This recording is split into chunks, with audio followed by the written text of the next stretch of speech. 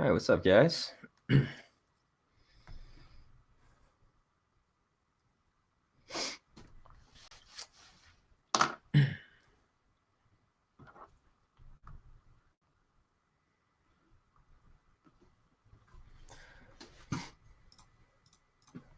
I was a couple minutes late. I'm trying to fix some stuff on here real quick.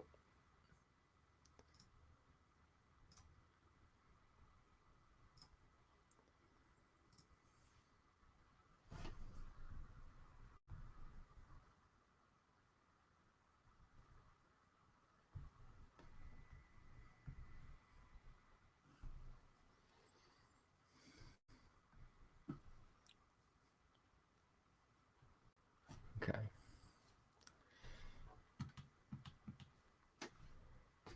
I think that might do it. All right. Sorry. Just giving you a couple extra minutes to work on that warm-up. Not as important as college algebra. Well, I didn't say that, but I'm glad that somebody brought it up.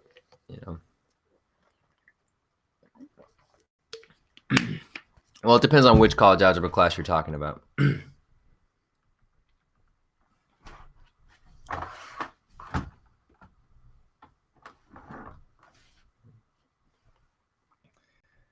All right, so let's get back into this. First off, for the warm-up, determine if this sequence converges. If it does, what does it converge to?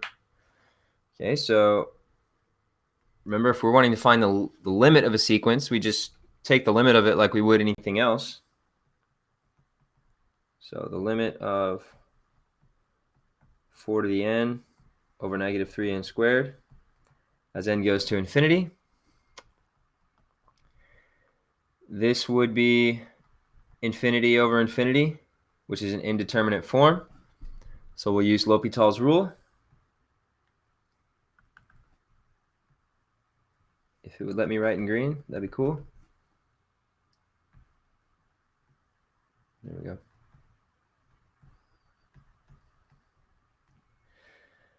Derivative of 4 to the nth is 4 to the nth natural log of 4, and then negative 6n.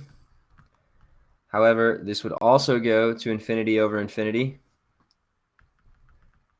So like we're used to, do it again. So another derivative.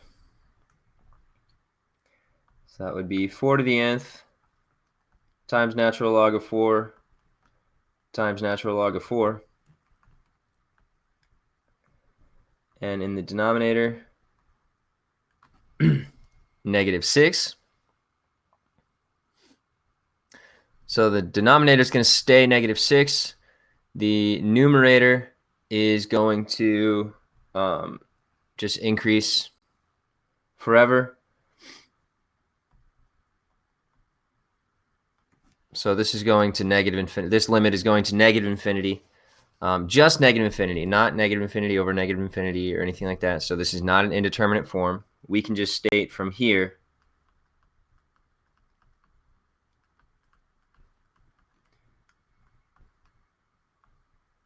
that the sequence diverges. So it does not converge. It does not converge. It doesn't have a limit. And that's just through doing good old L'Hopital's rule for a while.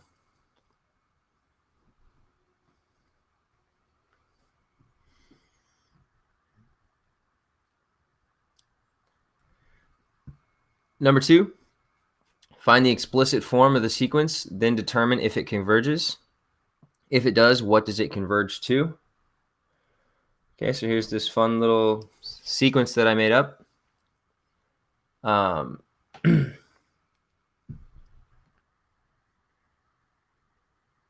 So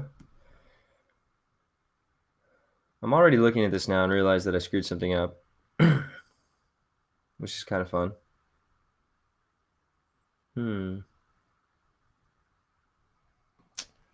Yeah, so this first number was supposed to be a 3. I blew it, as per usual. And I'm looking at these and trying to determine some patterns. And I sort of can see some patterns, but then there's a little bit of a break. So first off, if I think about 3 as 3 over 1, then my numerators are almost going 3, 5, 7, 9, 11. But the problem is there's just this 1 in the middle that ruins it. And then same thing or similar thing in the denominator, 1, 3, 9, 3, 81. Those are almost just going in powers of 3, except, again, this denominator kind of ruins it. And what that makes me think is that it's actually a simplified version. Remember, we talked about that we kind of got to be on the lookout. Yeah, exactly. So you guys are seeing it. The pattern does still hold 3, 5, 7, 9, 11, 1, 3, 9, 27, 81, but it was just simplified. So good stuff. All right, so let's start to write our explicit form. 3, 5, 7, 9, 11. So that would be, remember, those are just odd numbers, and the odd numbers are always 1 off from the evens, so 2 times n plus 1. And then in the denominator, they're powers of 3. Also, good morning, RJ. They're powers of 3, but not just powers of 3, because remember, the first number we always plug in is 1. So 3 to the first power would not give me that 1 as a denominator in the first term. So we got to shift it back 1, so 3 to the n minus 1 power.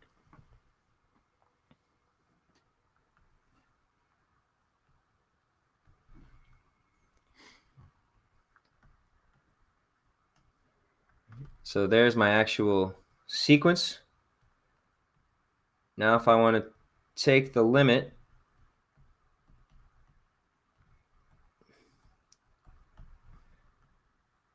that would go to infinity over infinity. So we'll do L'Hopital's rule.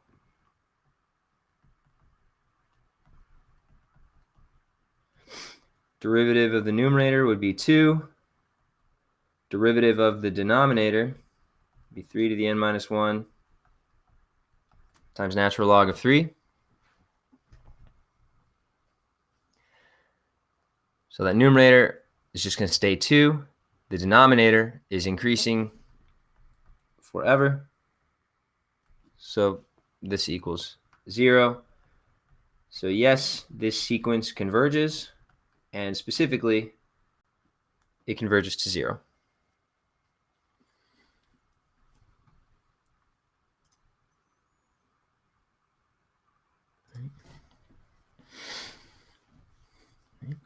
Today's stream is sponsored by Adidas. Okay, make sure to go to adidas.com and use the promo code AbundusRules, and that'll get you 400% off all your gear that you're ordering in the next 3 hours.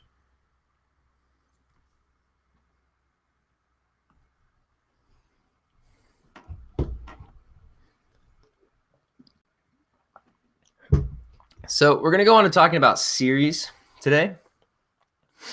And so a couple things. We're going to talk about how to define it, what's a partial sum, and yes, exactly. They will owe you 300% of whatever the purchase price is of whatever you buy. So it's pretty good.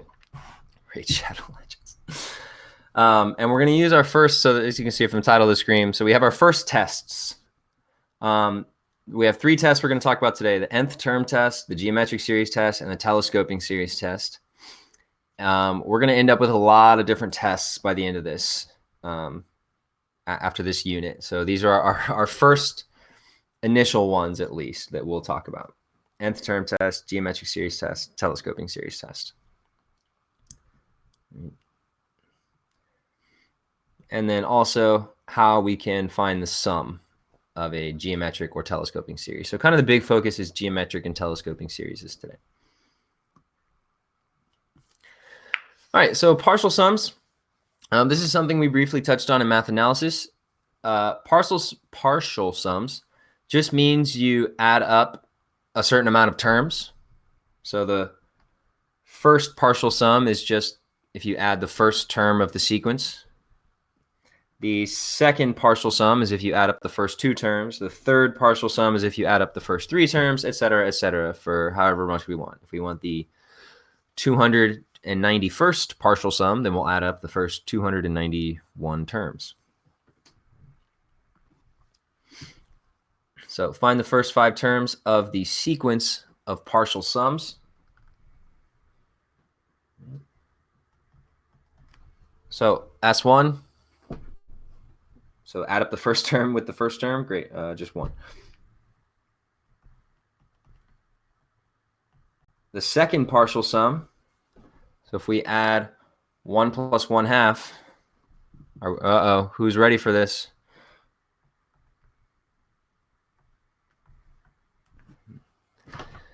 Three halves.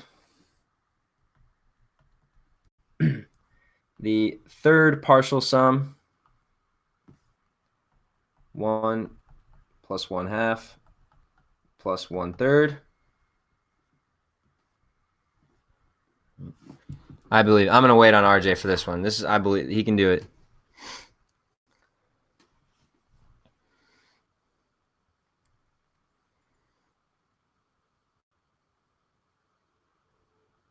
So we already know 1 plus 1/2 is 3 halves.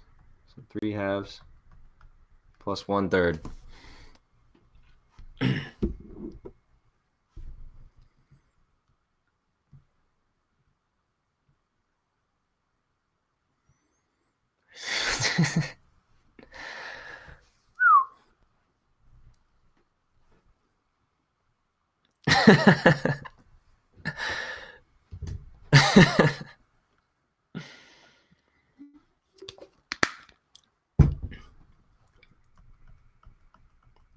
There was a concerning amount of time between when you typed 6/6 plus 3/6 plus 2/6, and then from whenever you typed 11/6. Absolutely, we need.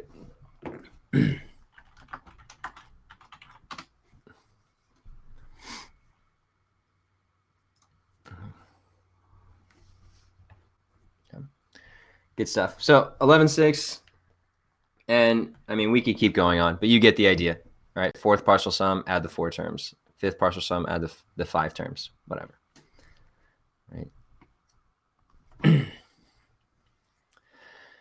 Okay, so definition of series. Again, something we briefly touched on in analysis. So we have our big Greek letter here, sigma. Okay, that's that E-looking thing. And sigma just tells us that we are adding things together, right? So this number down here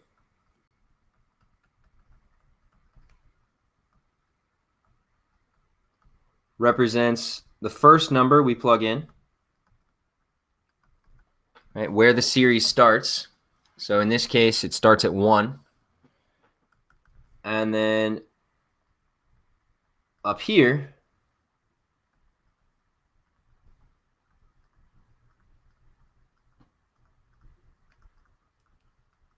is the last number we plug in, where the series ends. Right, so it could be an actual number. It could be infinity. So if it's infinity, then we'll have to end up taking a limit. But maybe that top number is 7. So the first number I plug in is 1, and then the last number I plug in all the numbers leading up to and including 7. If it converges, we say the series converges to S, or S is the sum of the series. If that sum diverges, then we say the series diverges. Yeah, exactly. There, you can think of them like bounds, for sure.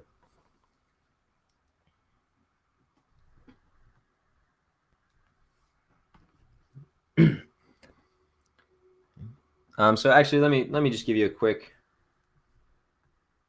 example. So let's say I equals. Actually, I'll use 1. 1 to 5 of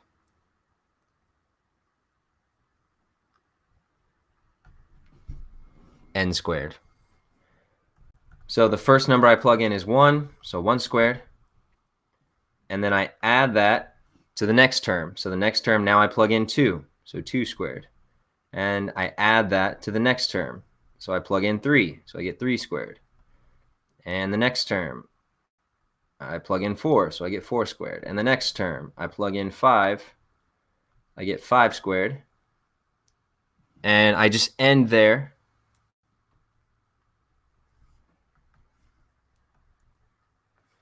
Because, right, that upper index or that bound told me to stop at 5. And then the sigma tells me add all these things together. So that's why that's why I'm adding between them. But where I start, where I end. Maybe I shouldn't have used green highlighter over green pen.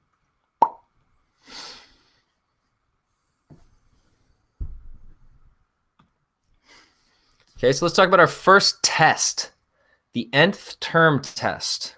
This is a good one. If the limit of an, so some sequence,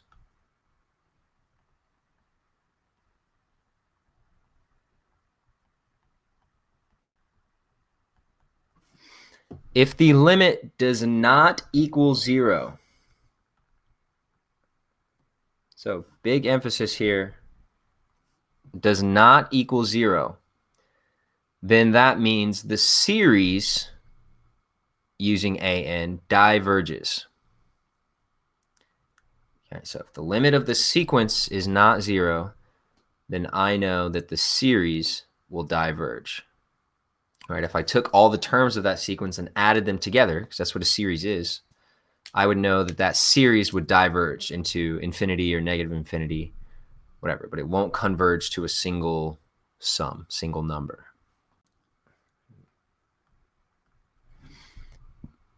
Now, if the limit is 0, so if it's not 0, great, I know it diverges. If the limit is 0, then we don't know. It could go either way.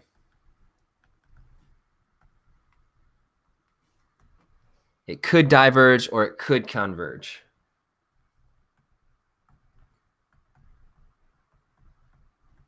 This is inconclusive.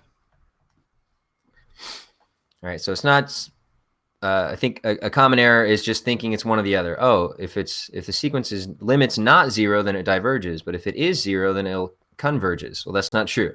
If the limit is 0, we don't know for sure. We'll have to try to do something else. It's potential. It might not.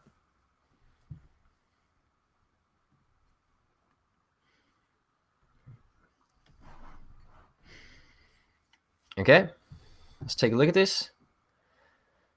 Determine the convergence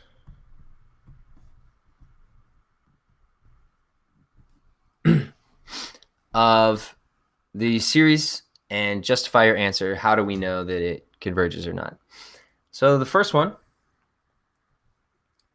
and well, the only test we know right now is, so I have a series from 1 to infinity, so it's an infinite series. So I'm going to first look at, this is the sequence part of it, right? This is my an. So the limit of that part, well, numerator, that would go to infinity. Denominator would also go to infinity. Okay, great. We now know what to do in this case. Take the derivative. So 2n plus 3 over 4n. But that also goes to infinity over infinity. So let's try L'Hopital's rule again. I can see that if I keep doing L'Hopital's rules, my values will, kind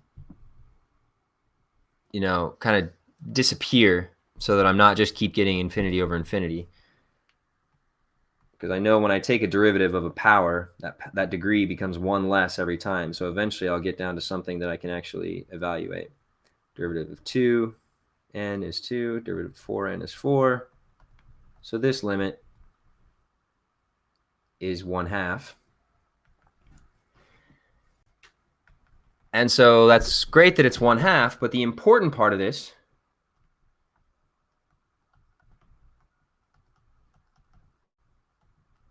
is that this is not 0. Right.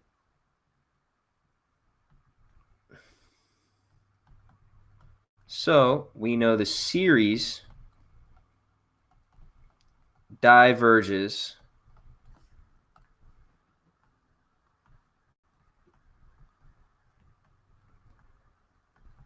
by the nth term test.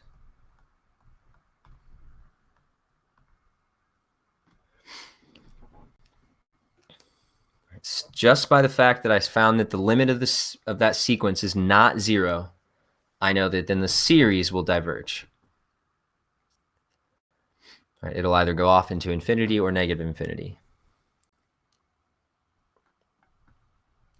Get used to saying things like this, because again, like I said, we're going to have so many different tests that we use. We need to make sure we're clear about which test we're using in a certain problem, what logic we're using.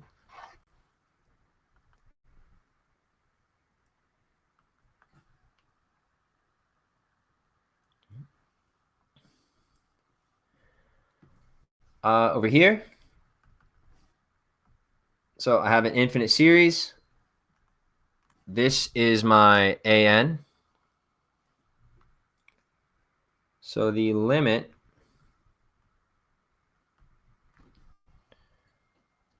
of an. Now, I don't know if you will remember or not, from our days of talking about limits and talking about natural log and all that good stuff. One of the things that we can do with limits, specifically for natural log, is we can actually kind of just bring that inside of it and instead focus on what is the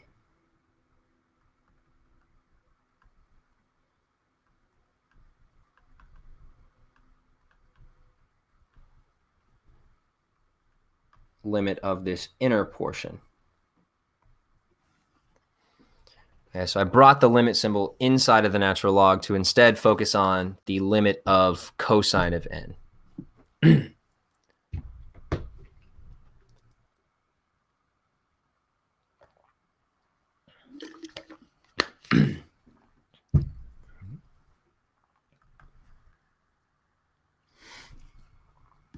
Well, cosine, we know cosine is just a wave, right? It just oscillates back and forth between +1 and -1.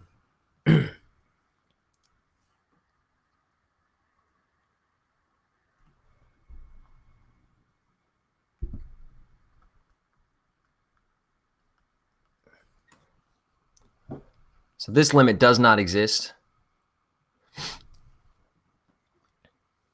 There is no one singular value that this limit will approach, because cosine just keeps going back and forth forever and ever.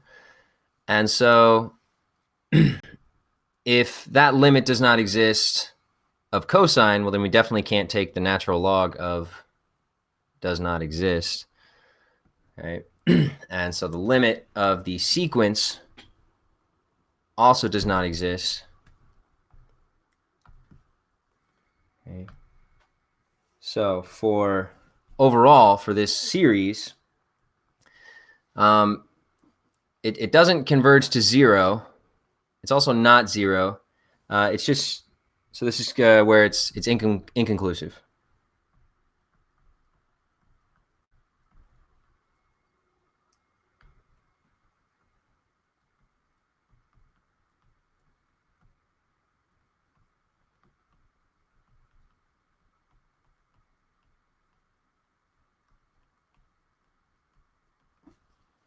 All right, we'll have to, if we found this and we wanted to actually find if it converges or not, we'd have to use something else.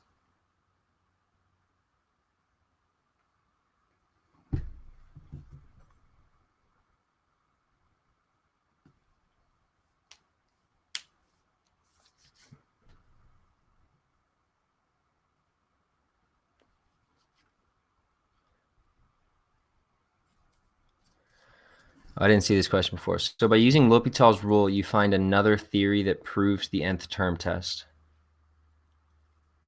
So by using L'Hopital's rule. I'm not sure exactly what that means.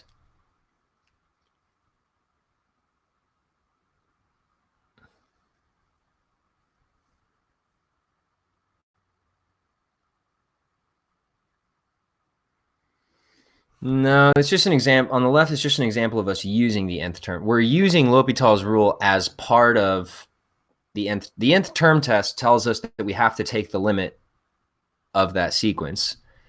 And L'Hopital's rule is just something we can use to help us take limits.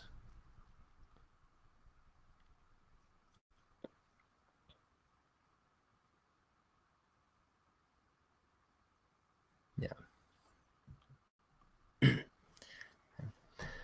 Geometric series.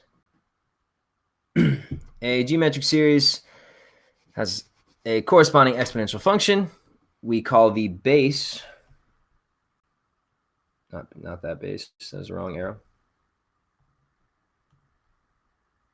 The ratio, right? That's why we denote it as R. And the first term, right, the starting term is that A right here. Now, geometric sequences, and geometric series, I know you 100% remember from your, I think, geometry and, well, your geometry days, for sure. 100% you remember geometric sequences, geometric series. This is the form that it looks like. Okay, this AR to the n minus 1. Right, this is the form of what a geometric series will always look like. And basically what a geometric series is, it is something that each term is just changing by a constant factor. Right, so for example, like 1, 4, 16, 64, etc. Okay, well, we can see that this sequence is being multiplied by 4 every time. So this geometric series would just look like 4 to the n, or this geometric sequence would be 4 to the n minus 1. And the first term is 1, so there's a coefficient of 1. Right, it's all geometric sequence or series is. It's changing by the same factor every time. So it could be multiplied by like 4 or 3, or it could be multiplied by a fraction, where each next term is multiplied by 1/3 and 1/3 and 1/3. So yeah.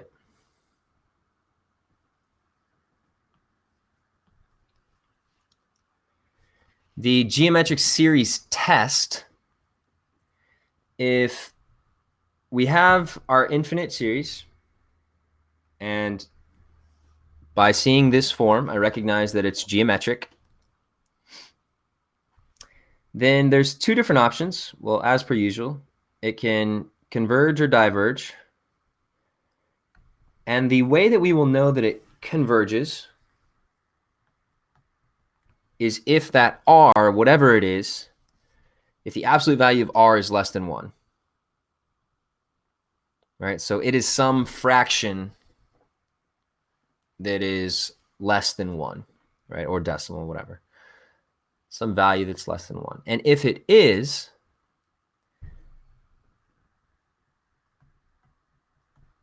then the sum of that series, so this infinite series, will actually have a finite sum. And it can be found by this, A divided by 1 minus R. However, if whatever that ratio is, R, if we see that it's bigger than 1, right, or if the absolute value is bigger than 1, right, so maybe the ratio is 2, or maybe the ratio is 7, or maybe the ratio is -6, but if the absolute value of it is larger than 1, then it diverges. That sum goes to infinity. Right, so we'll only be able to find an infinite sum of a geometric if that ratio is something that is, the absolute value is less than 1.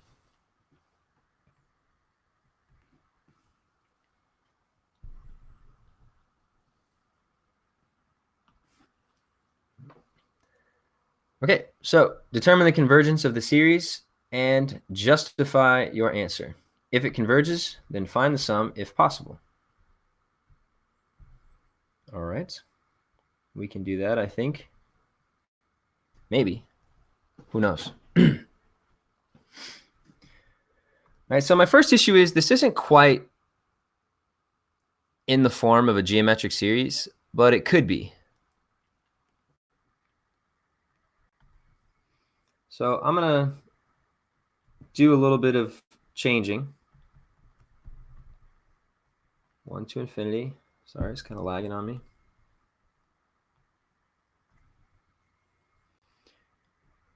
So I'm first going to recognize that 1 over 2 to the n is the same thing as 1/2 to the nth.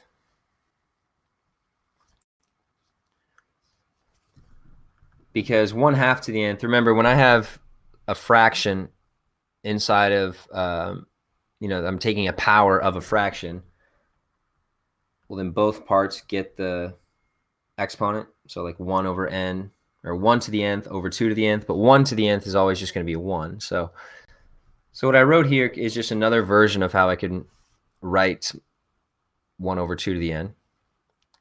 And it's still not quite in the form of geometric series, because geometric series, the exponent is n minus 1. Well, right now I have an exponent of n, but that's okay. I can fix that too.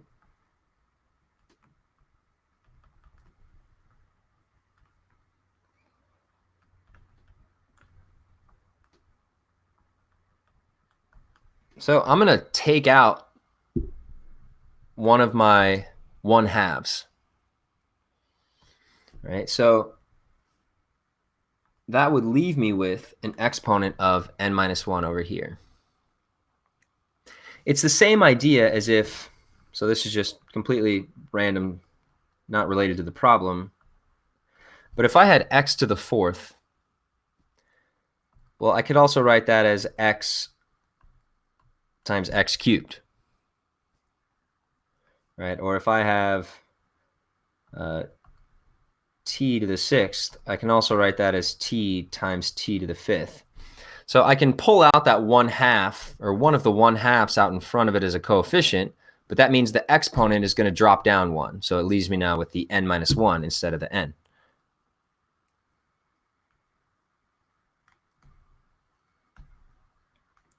It's not erasing. It's writing and erasing at the same time. That's kind of fun. There we go. So now this is in the form of a geometric series. Here's my A, and here's my R. It's going from it's going to the power of n minus 1, which is what I need it to do. Also going from 1 to infinity, which is also what our geometric series should do. So everything is in the right setup.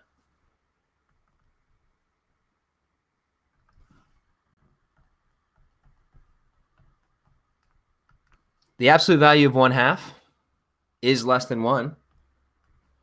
Right? That is true. So we know the series converges just by looking at R. Put exclamation point because I'm excited. Now the question of what does the series actually converge to? So we have this formula. The sum equals A divided by 1 minus R. Okay, so I'll use that. A over 1 minus R. A in this case is 1/2. 1 minus R, so 1 minus 1/2. I think we can all see where this is headed.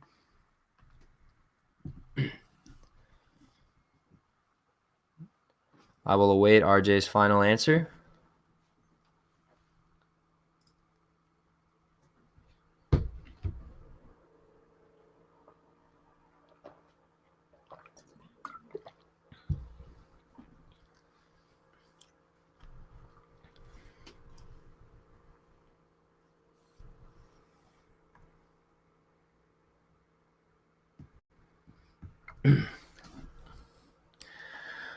1/2 times 2 over, wow.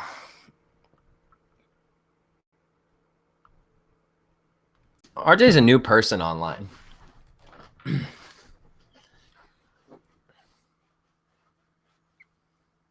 So yeah, the sum is just 1, which is pretty interesting, that we can add up an infinite amount of things, right? Remember, this is an infinite series. We're adding up an infinite amount of things here, and the answer that we get is 1. I think converted it from 1/2 divided by 0.5.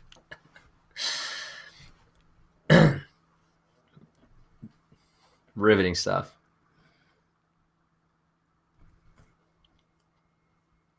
So there's my sum.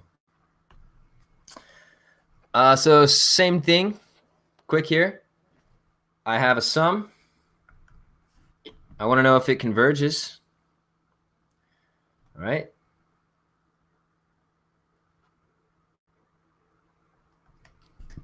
This is almost in the correct form that I want.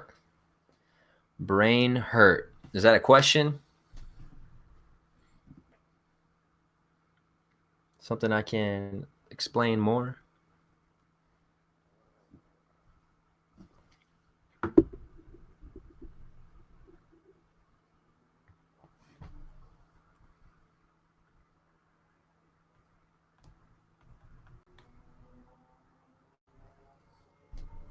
I guess not. Okay, so my exponent is n. Oh, RJ's methods, got it. But I want an exponent of n minus 1. So I'm going to do that same trick that I did last time, where I bring out one of the coefficients of it. So I'm going to bring out a 3/2. So that would drop down my exponent. So n minus 1. So now this is in the correct form. Here's a. Here's r.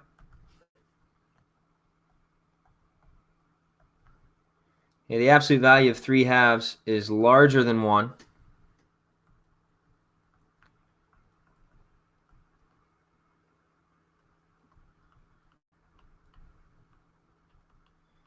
So the series diverges by the geometric series test.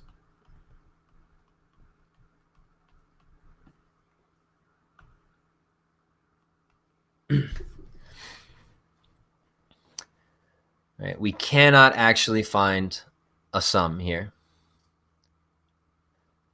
All right, so if you find that it diverges, then we don't use that formula that we used on the last one.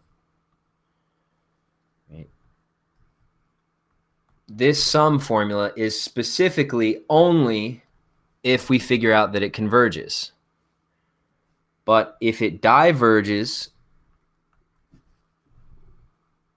if it diverges, then, well, it means it diverges. It goes to infinity. So we should not be using that a over 1 minus r.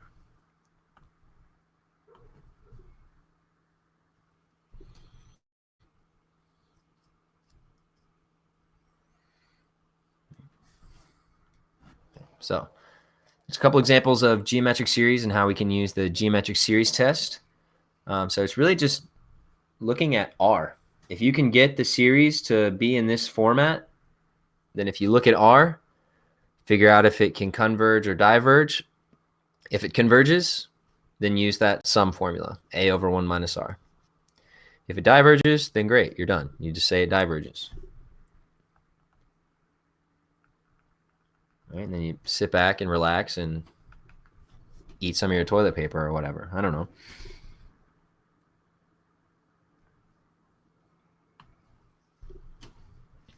Okay. All right, so next up, a telescoping series is one where parts of a term in a sequence is the opposite of parts of another term. And when like terms are collected, there are only a finite amount of terms left.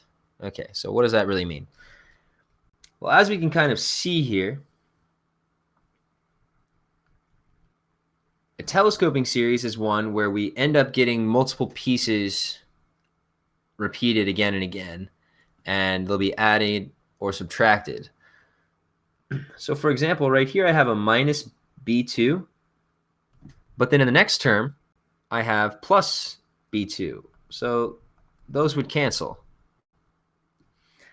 And same thing kind of just going forward on and on. I would have a minus b3, but then in the next term I would have a plus b3, right, etc., etc. And this would just continue on, so I would eventually get a bn minus 1, a bn minus 1, or a bn and a bn if I kept going.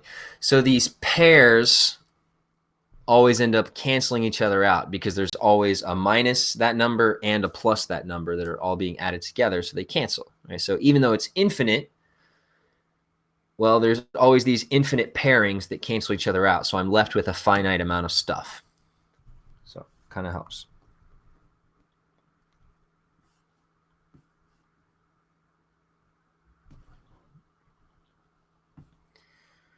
Okay, so here's our telescoping series test. Telescoping series converges if the limit exists of the sequence. Right? If the telescoping series converges, then the sum is the first term minus the limit of the sequence. All right, so this is the first part of the test, which is, does the limit actually exist? Great, then the series converges. So what does the series actually converge to?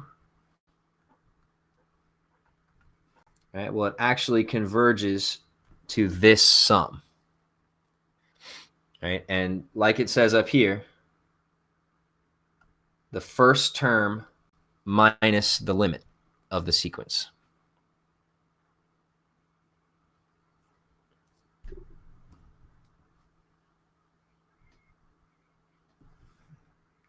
So the first real part of the test is just, if it's telescoping, then take the limit of the sequence. If it actually equals a number, then great, that series converges. So the sum of the series, it converges to the first term minus whatever that limit is.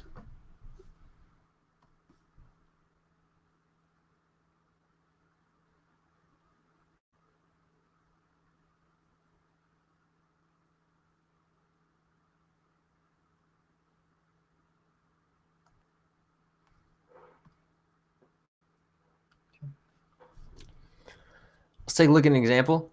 Determine the convergence of the series and justify your answer. If it converges, find the sum if possible. Okay. So let's just kind of look at this series in general. So we should be aware that maybe we have a telescoping series if I'm looking at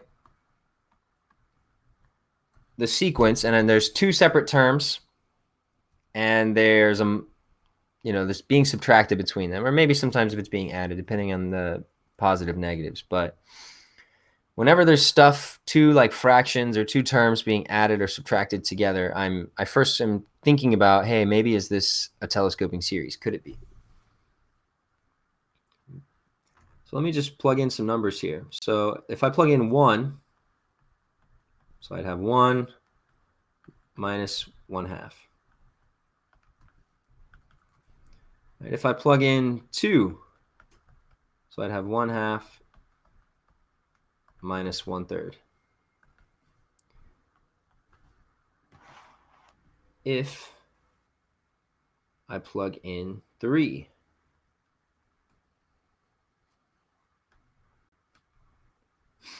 I would have 1/3 minus 1/4, etc., etc. And so we can see that this has that telescoping, right? I have a minus 1/2 and a plus 1/2.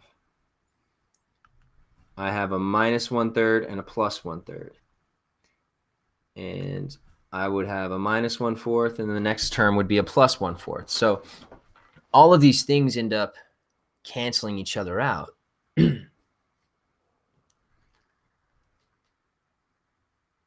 So now I need to figure out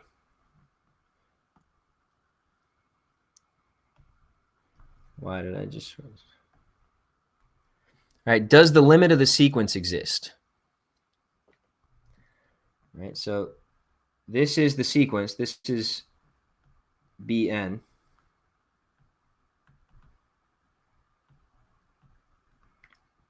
So the limit, not as n goes to infinity, of Bn. All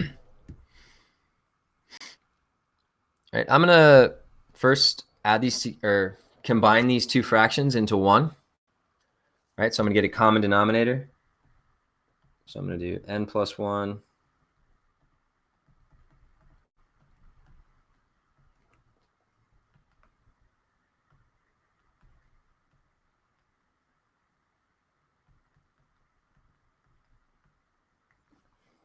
and so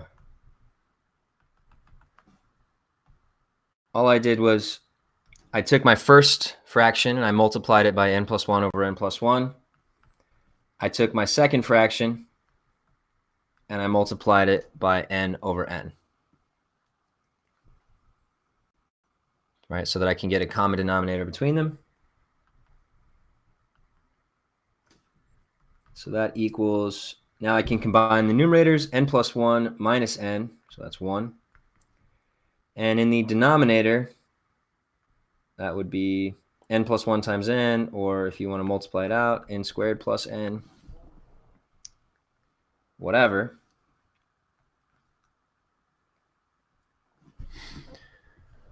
Why can you do that? Do what? Multiplying the n plus 1s and multiplying the n's? Oh, oops. I should have a limit for all of these. The limit. What you did in yellow and green. Yes, that's just finding common denominators. That's just like if I had 2/3 plus 3/7. Right, I would multiply this fraction by 7 over 7. I would multiply this fraction by 3 over 3. It's just finding common denominators. Does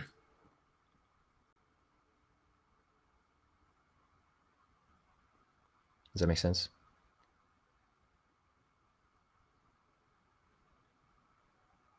Okay.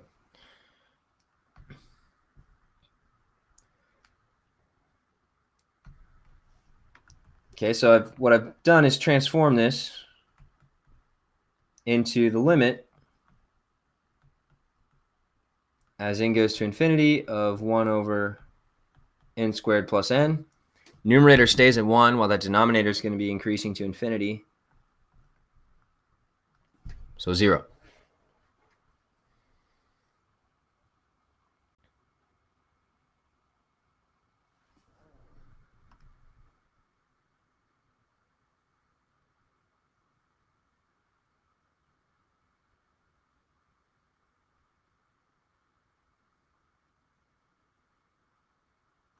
So my sum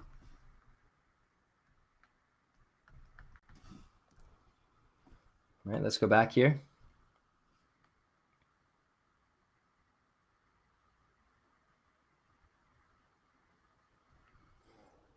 All right, is the first term of my sequence minus the limit.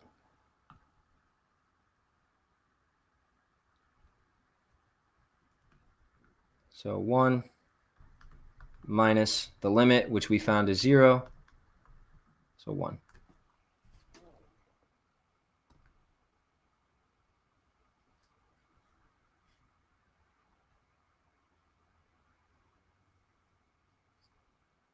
Thanks to the telescoping of the sequence.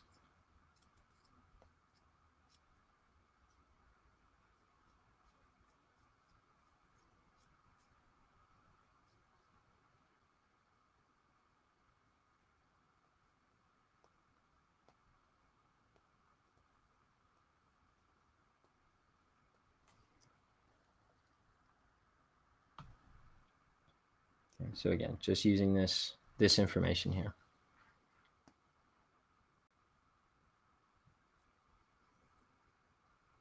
Oh, wow. Actually, I screwed that up. I mean, we got the right answer still, but how I wrote that. So this is just this first term is the Bn right here. So I was mistaken when I wrote that this whole thing was Bn. Actually, that's not the case. It's that just this is Bn. So I didn't actually need to do the highlighted stuff like that RJ had asked about, but I still would end up at the same answer because the limit of infinity, or as n goes to infinity, of 1 over n is still 0. So I'm still just doing 1 minus 0. Give me 1. So sorry about that. I told you guys. It's just stuff that I still will screw up sometimes, especially when I'm just sitting in a room for hours a day talking to myself like an idiot on Twitch. My bad. All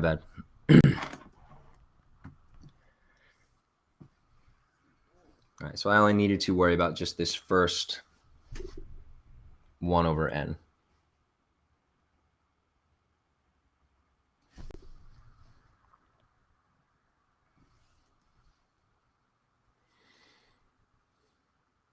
There's probably a butterfly effect where that mistake changed your life for the better, right? Yeah, if I hadn't made that mistake, I mean, I'd probably be dead by now.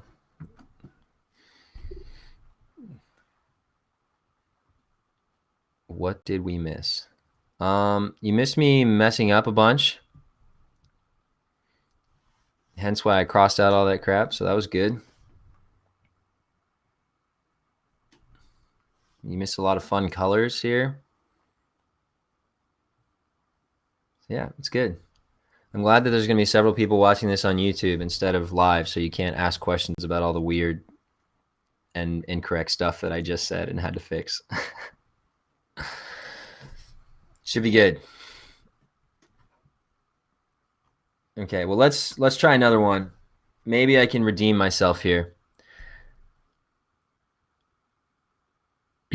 Can't freaking pause the stream. So annoying. I know. Well, you can go back and click like in the middle of your screen right now, it says videos like above where I am. It should say videos. If you click on videos and then click on like past broadcast or the current broadcast, then you can start it at the beginning even though I'm still streaming right now. If you want to do that. Either way.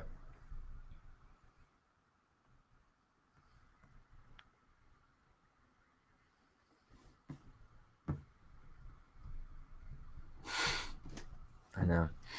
Bet.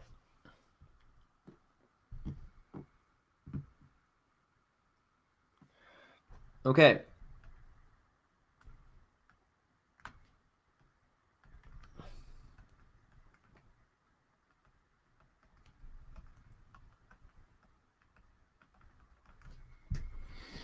Okay.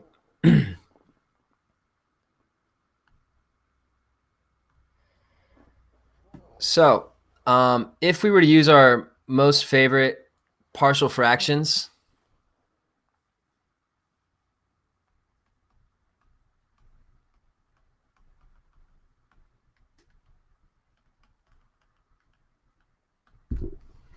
we could split up this 2 over 4n squared minus 1 right, into this. Okay, so that's what I did in that first step. But just to save on time, I'm not going to go through the full process of that. At least for right now. But again, if you have questions, email me or come to office hours and we can talk about it. So now, as I'm looking at this, I'm seeing that it kind of has the general setup of a telescoping series, maybe, because I have a term like minus another term. So kind of interesting. So let me just write out some terms from this. So if I plug in 1, I have 1 over 1 minus 1 over 3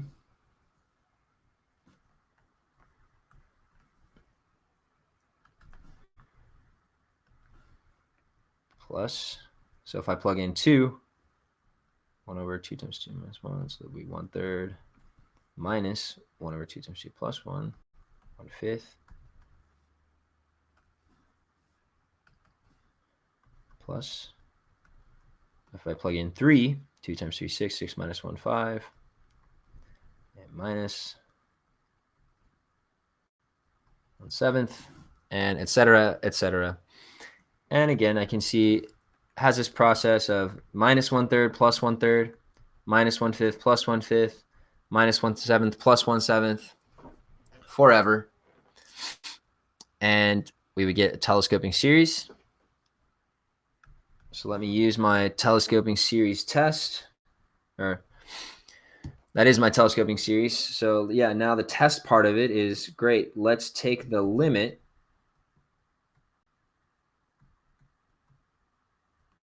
of 1 over 2n minus 1.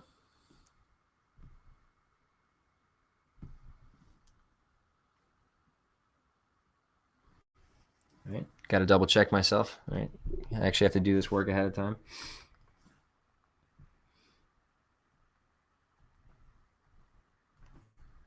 But that limit just equals 0. And so this is where I messed up on the last time, is we didn't have to do the limit of that full, both fractions. We just have to take this first piece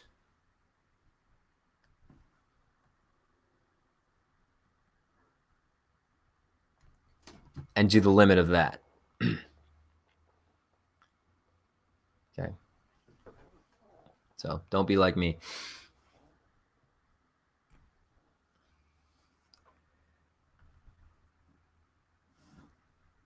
So the limit converges, right? That's exactly what telescoping series test says. If we when we take that limit, if we get an actual number, that doesn't matter what the number is, if it's 0 or 13 or a billion or whatever, but if we get an actual number when we take that limit, then we know that, yeah, the series does converge.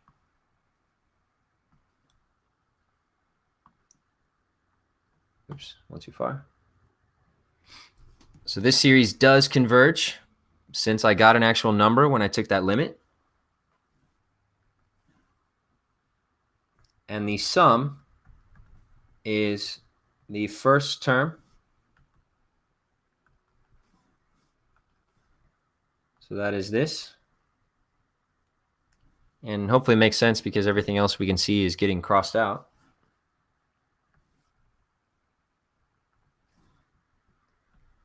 Minus the limit, but we just found that the limit is 0.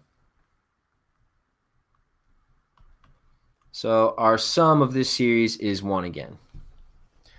All right, now these telescoping series won't always end up to be 1. It just so happens that for both of these examples they did, since that first limit turns out to be 0 in both cases, but it won't always be. Sometimes we might take that limit and get an actual value that we would then subtract.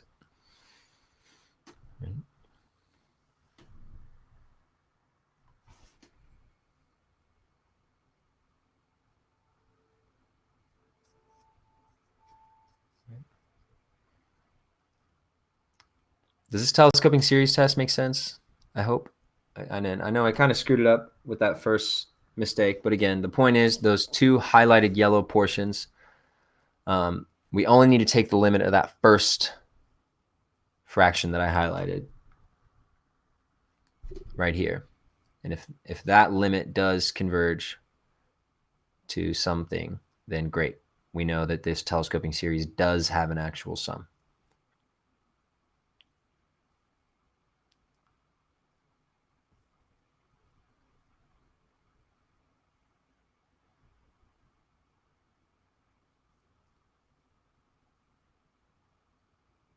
Yes. All right. Well, I'll take RJ's word for it then. He will apparently speak for the class. You've elected him to be your spokesperson.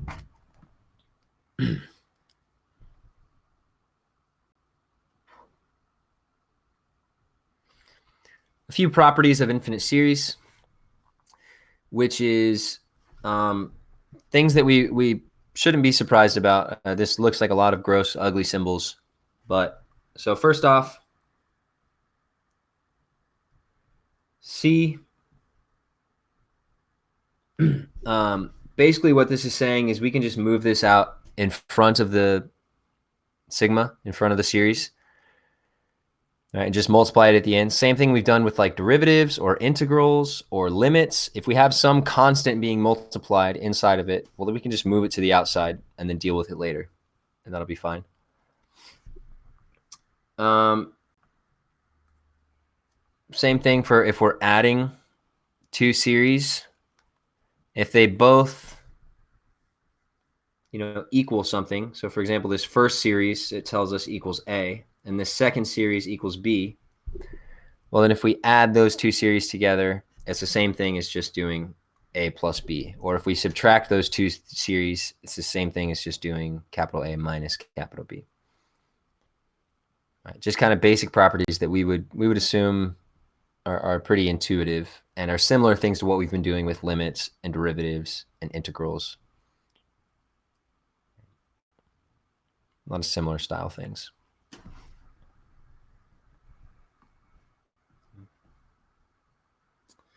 I'm actually going to hold off on these for right now, because this will start to lead into another type of test that we are going to learn. So I'm going to pause on it. This is a homework assignment. Lots of good practice in there. But the three main things: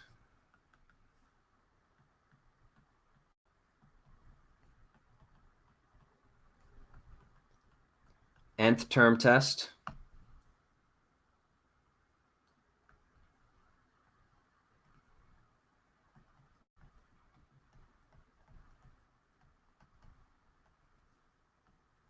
geometric series test,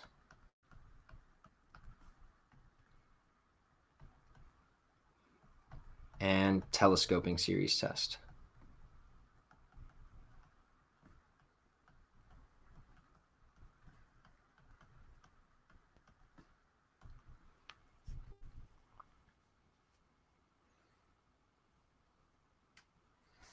Okay, telescoping series, we just talked about. If we see that it's telescoping, where everything, the terms are canceling each other out, and if we see that the limit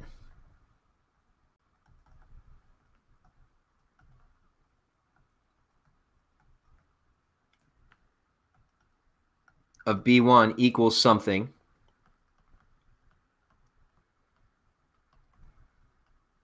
or not B1, sorry, Bn.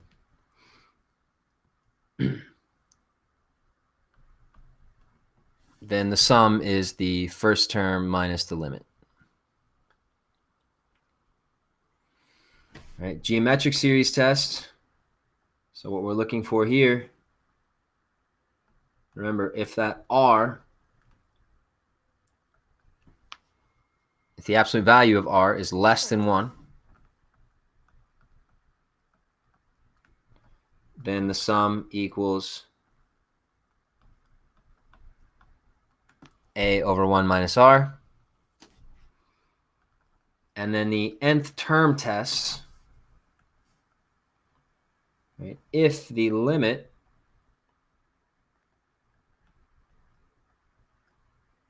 is not 0,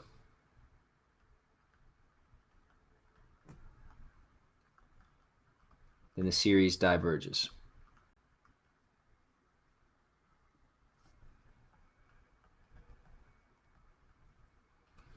Okay, so the nth term test is more of just a general test, just to say, hey, I don't think this series will diverge. Remember, if that limit equals 0 exactly, then we don't know. We'll have to go on and try something else. But if we see that the limit is not 0 of the sequence, then the series diverges. Geometric series test, ratio less than 1, then we know the sum is a over 1 minus r. If that ratio, if the absolute value of the ratio is larger than 1, it diverges. Telescoping series test, same thing. If the limit does not exist or diverges, then the sum also would diverge. But if the limit actually equals something, great, then we'd use S equals B1 minus L. So those are our first 3 tests. A lot going on. Questions or comments? Tell me if all of that was complete garbage.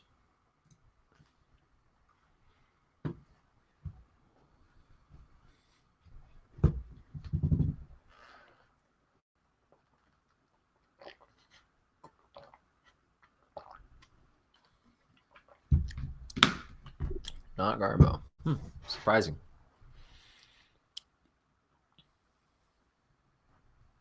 Okay.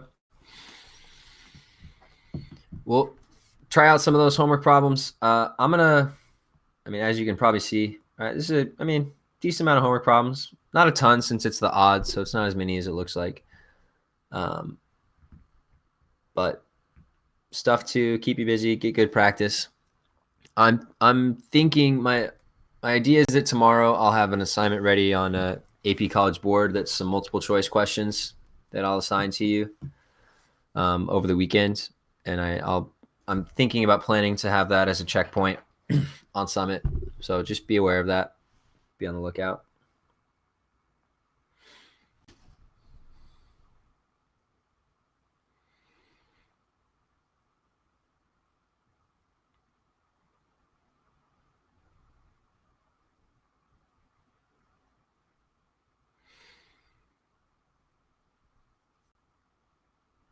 You need a haircut. Yeah, I see. I think you kind of blew it right there, man. I on Saturday. I think it was Saturday. I went and got a haircut. Maybe Friday. I don't know. But I was, not that I need one, or particularly needed one, but I was like, well, maybe we're going to be inside our houses for the next 9 months. So I should probably get a little bit. And then now I think a bunch of places are closed, right? I don't think a lot of haircut places are even open. Might just have to shave your head bald. Maybe. We have at least a month until you have to go back to school, so if you're going to do it, now's the time. Now's the time to make any type of bold haircutting choice. All right? Well, assuming that you or a family member is going to do it for you at home. But hey, maybe you might as well go for it, because we got some time before you need to really be out in public again.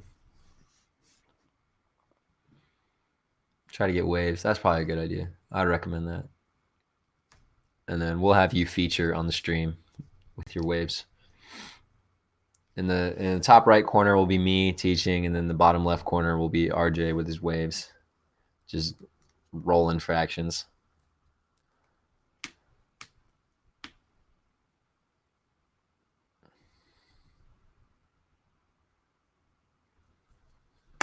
Very.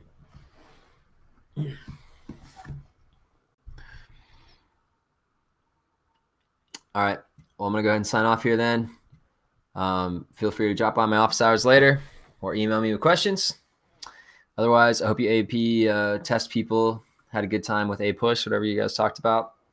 And otherwise, I will see you tomorrow. See you.